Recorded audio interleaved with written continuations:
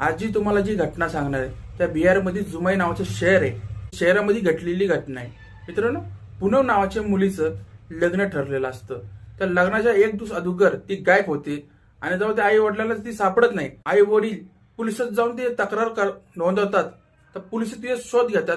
त्या शोधामध्ये दिसून येतं की त्या पोलीस आहे ते लपडे आणि ते आपल्या प्रियकर बरोबर पळून गेलेले आहे. जेव्हा हे पोलीस आई वडीलला विचारतात की ती म्हणतात आम्हाला तसं काही माहिती नाही. तेव्हा आता सुरुवातीपासून स्टोरी सांगायला सुरुवात करू. पूनम नुसतं 16-17 वयात आल्याच्या नंतर आपलं ती 10वी पास झाली. नंतर ती शहरात जाऊन त्या गावाचं नाव आहे भागलपूर. तर भागलपूरमध्ये पूनमची 10वी झाली होती. आता ती 10वीच्या नंतर कुठली शाळा नव्हती म्हणून ती सिटीमध्ये यायला लागली. जुमाई शहरामध्ये तिथं ती जात होती.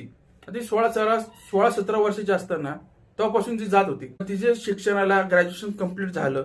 तर ग्रॅज्युएशन कंप्लीट झाल्याच्या नंतर तिच्या आई